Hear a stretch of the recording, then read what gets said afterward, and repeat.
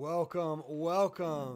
This is TMP, the Mavs Pod. I'm Bo, or at Mavs Highlights on Twitter X. And I love to talk the Mavs right after a game.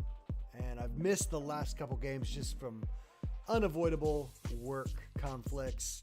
And I wanted to jump in here because our Mavs are doing things that deserve attention, right?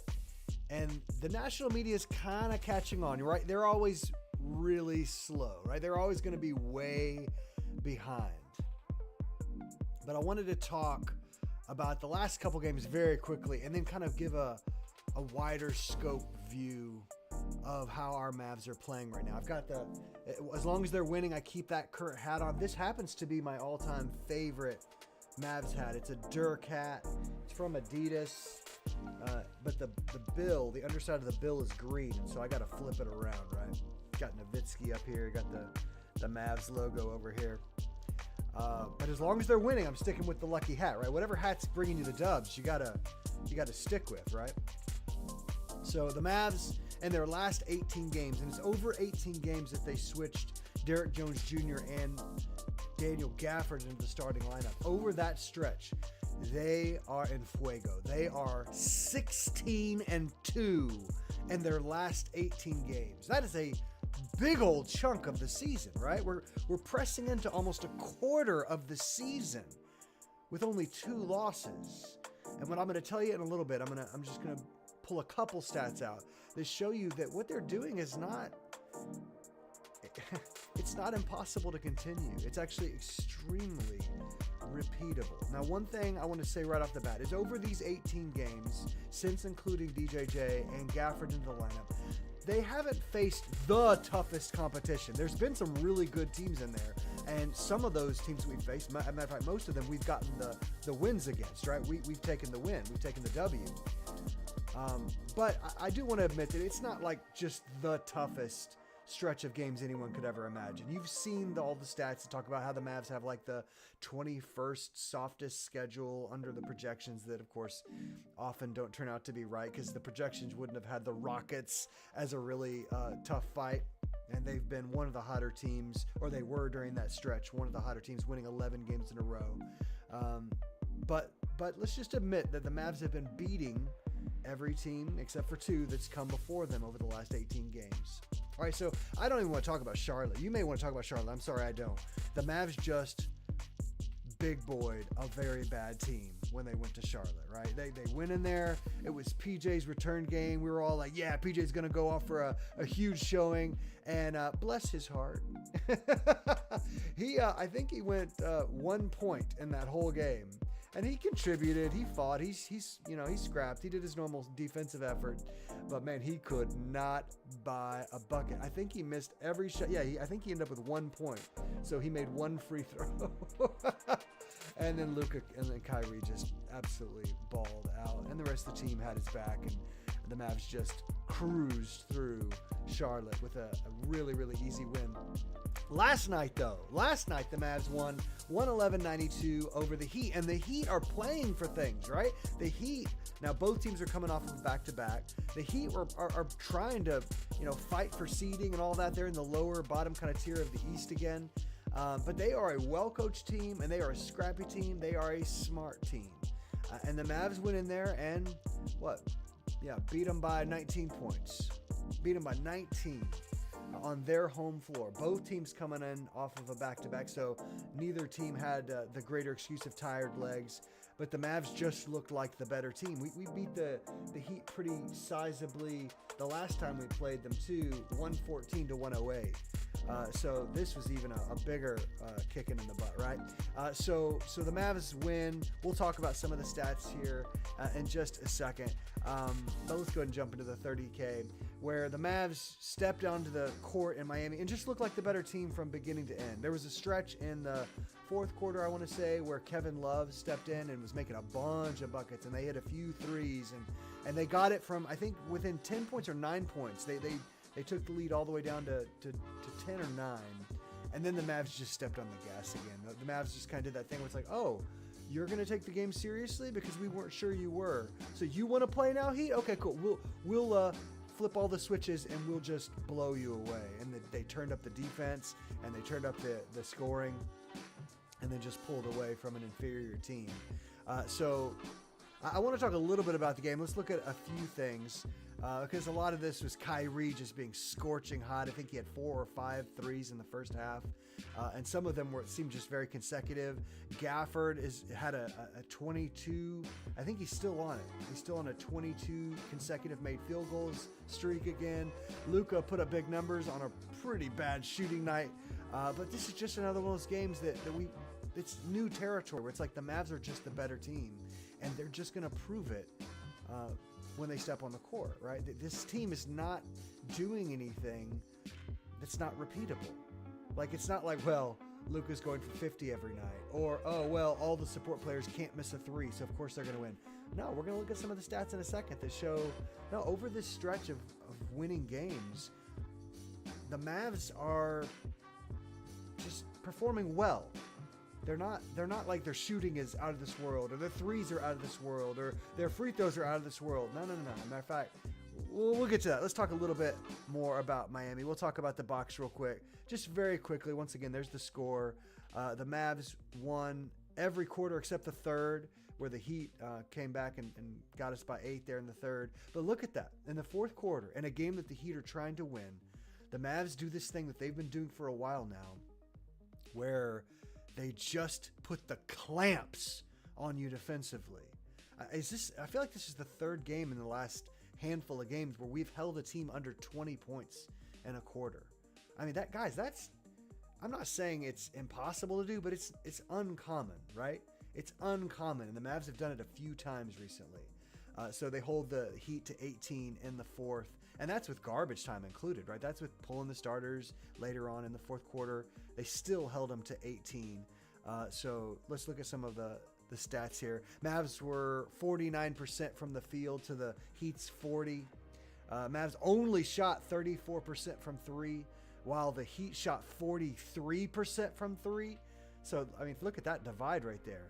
And the Mavs still just slaughtered them.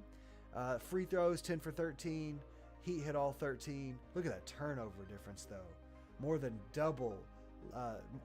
The Heat more than double up the Mavs on the turnovers. Mavs only have 7 turnovers, which is consistent with what they've been doing. Now, 7 is extremely low, but they've been one of the lower turnover teams over this 18-game stretch, which of course makes sense. When you're playing great ball, when you're winning games, normally you keep the free throws a little, the turnovers a little lower. So the Mavs at 7 is incredible. 15's not horrible, but that's a little high, right, for the Heat. Mavs get out rebounded by 7. Mavs win the assist battle by 5. A category the Mavs have consistently been winning over this last 18-game stretch is the blocks. 8-1. 8-1. Now that's not great. The Heat do out rebound us there. Let me see. Can I not adjust this? Here we go. All right. So then the offensive rebounds, Heat out offensive rebound us too, which is not something we've been accustomed recently. Points off of turnovers, 19-8.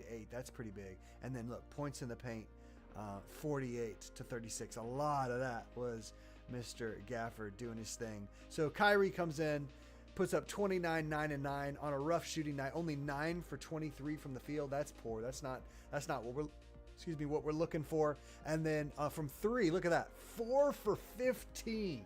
He was getting them up, wasn't he? 4 for 15. So 15 out of his 23 shots. Only 8 of his 23 shots weren't three-pointers. He's been good from free throws, 7 of 8. That's really, really nice. Out of his 9 assists, he does put up 3 turnovers, which is a 3-to-1 turnover to assist ratio. We'll accept that. That's okay. And then Luka's game was pretty impacted early on in the first half because he picked up 4 quick fouls, or 3 quick fouls early on, and maybe just 1 foul in the second half. So Luka does his normal thing of just filling the box, but not his best shooting game by a long shot. Let's look at old Kyrie here. Kyrie, 25 points, 4 assists, 3 rebounds, 2 steals. Didn't pick up a block tonight. I'm always kind of like happy to see when Kyrie just sneaks in a block, right? But not tonight. 10 of 15 from the field, 5 of 8 from 3. So kind of the reverse of what Luka did. Kyrie was incredibly efficient after having a stinker in Charlotte as far as efficiency goes. He's trying to get back to that 50% field goal because he's right on path for the 50, 40, 90. We know he's always going to hit his free throws. We know he's going to be an elite sniper from three, but he needs to get that. I think he's at 49 point something percent from the field, so he needs to have a couple more good shooting nights if he's going to get there. If they're going to make it a priority, he needs to have another good efficiency night. But Kyrie just was bonkers, and like I said, in the first half he hit 4 threes. Normally he's the fourth quarter man, but in the first half, he was carrying us as Luka was hampered by fouls. Gafford, look at this. Here he goes. Another 6 for 6 night, which puts him at 22 consecutive made buckets. In 25 minutes, 12 points, 5 rebounds, 3 assists, 1 steal. And in only 25 minutes, I want to point that out again, 3 blocks. So, man, just you got to love what you've been getting for Gafford, right? Getting from Gafford over this stretch as a starter. I personally really miss D-Live because I'm invested in that dude. I know we all are, but you cannot undersell Gafford. I miss D-Live. I want him back desperately, but man, Gafford has just stepped up and been so productive, so efficient, so good on the defensive end, which is something I want to talk about. Let's get through a few more of these stats here. So PJ Washington gives you 2 for 6 from 3. Hey, at this point, I'll take it. I'll take 33% from 3 from PJ. What do you? Do you want more from that, or are you okay? 2 for 6. I'm okay. 2 for 6. He gives you 6 rebounds, 12 points, 2 assists, 2 steals, and a block. Remember, he's junior Matrix, right? He's junior Tricks out there. He's never going to do, I think, to the fullest extent what Matrix did, what Sean Marion did in his career. Marion was just a greater player. Marion's a Hall of Fame player, a legendary player in my mind, and a legendary defender. But PJ does everything Marion does, just a little bit worse, right? He's just a little bit worse, or maybe even significantly worse in some cases than Marion. But I love what he gives you. 5 for 11 from the field tonight. So really, really nice game from PJ. Didn't put up a ton of shots, but made a good chunk of them. And you know what he had? They have PJ with only 2 assists here, and I am almost positive that that is wrong, because I just was posting clips as I was doing my watch of the game, and I am positive that PJ found Gafford for 3 buckets. He found him for 3 buckets. It was really cool where PJ was getting into the paint and then dumping off. Like the defense would suck in to PJ, and PJ would dump it off to Gafford. And he had 2 easy buckets and 1 really tough bucket that Gafford made. But they came from PJ. And so I think at the very least he should have 3 assists. If I'm wrong there, I'm wrong. But I'm pretty sure I posted 3 highlights from Washington to Gafford. And I don't know why any of them wouldn't have been considered assists. Derrick Jones Jr., 25 minutes, gives you 12 points, 2 rebounds, 2 steals, 2 blocks. He's a scrapper. He's a fighter. 5 for 12 from the field. You want him to hit 1 more 3, only 1 for 5 from 3, but just a guy who brings you the right kind of energy, who just does the things that you want to see out of your 5th starter or one of your first guys off the bench. Of course, at this point, he has earned that starting position, that starting role, of course. All right, so I asked you guys how y'all are feeling about your Mavs, and let's see if anyone commented. I know this is just a random middle of the day stream. What are people saying? Mavs Digest. What's up, dude? What's up, Marcel? Mavs Digest says it's starting to look like 2011. Oh, it's starting to look like 2011. Starting to get those same vibes. It's too soon for me to go there. Because this team is so radically different from the 2011 team, right? But it's feeling good, right? It feels nice. Like I would say the similarities between 2011 and 2024 right now is that you could see this team beating anyone. You could see them absolutely beating anyone and not being shocked by it. Like certain playoff runs, the Mavs win and you're like, whoa, nice. But I would be excited and I'd be thrilled, but I don't think I'd be shocked if the Mavs went into any series and came out on top. And that's a really nice thing to be able to say about a 5th seed, right? It's a really nice thing to say that the Mavs are scorching hot at the exact right time of the season. Now, that doesn't always carry over to the playoffs, because pretty much you're going to go for the 5th seed and you're going to be facing a really tough opponent in the Clippers. But I definitely like our shot. I definitely like our odds. I will be I would be calling the Mavs to beat the Clippers with just how both teams are playing right now. And you just got to hope that the Terminator doesn't show up fully healthy, right? You got to hope that Kawhi is not at peak, because we've seen what that dude can do with his expressionless face coming in, hitting twos. But even if Kawhi is on, I would still favor the Mavs in this series. I just think they are playing, and it's undisputed, they are playing the better ball right now. Dwight got the Ric Flair. Woo! Oh yeah, man, we're excited about our Mavs. And let me see, I'm gonna risk it and see if this is if this is worth clicking show. Oh, nothing there. Okay, great. So only got a couple of y'all to respond, but that's okay. I know that these kind of nights are just middle of the day streams without any advance notice. So I want to talk to you. So the Mavs have now hit 50 wins, right? 50 wins, 16-2 in their last 18. Over that stretch, the Mavs as a team have been putting up a 119.7 offensive rating. That would be really, really nice offense. But that's not what's been winning them games. And we've all heard it at this point. I've been on this for a long while, but we've been hearing it talked about a lot recently, is that the separation is not their offense, it's their defense. The Mavs over this 18-game stretch have been putting up a 107.2 defensive rating, which would have them as the best defense in the league over that stretch. If they were to do that over a season, they would be the best defense in the league. And here's the thing. As a team, they've been shooting at about 60%, 60.3% true shooting, which is, you'll take that every single night. And over 18 games, that's pretty incredible. And they are now the Southwest Division champs. Josh Green just came back against the Heat. He was doing Josh Greeny things. He was scrapping, he was fighting, he was getting in there, making a few nice passes. He hit a corner three. He looked a little rusty, but he was quick, he was active. You don't rely on him for a lot of points. You just really are happy when he contributes, right? So Josh Green's back. The question I have on my mind is, when is D-Live coming back? Are they just holding him for the playoffs? Is this a strategy? If not, I would love to see the young man back, maybe to get a chance to knock the rust off in these last 2 games of the regular season. And so kind of my point is, over the stretch, what this team has shown us is they can beat anyone. The way they're playing is an identity. The way they're playing right now is their new identity. It's not a fluke or just a hot streak. Now, are they playing fantastically? Of course they are. But this is who they are. The way they are playing, they can continue to play. Now, they're going to come up against stiffer competition in the playoffs, of course. But the way they've been balling is not a fluke. This is who they are now. Listen to what. I want to give you a couple numbers that I find very telling. Over this 18-game stretch, you want to say, well, Matt, the Mavs are just hot.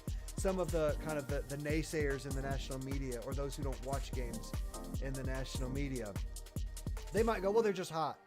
They could get cold just as easily. But listen to this. It's not that they're just hot. From the field, they're shooting just under 50% from the field, right? Which is great. But that's not unheard of.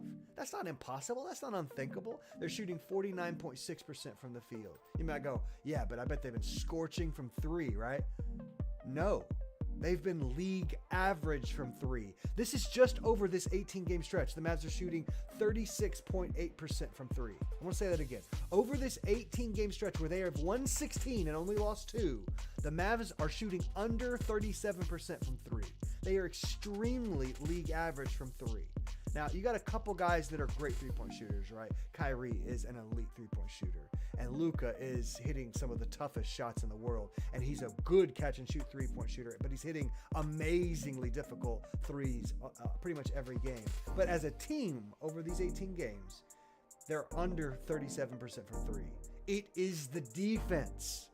It is the defense, and defense is repeatable.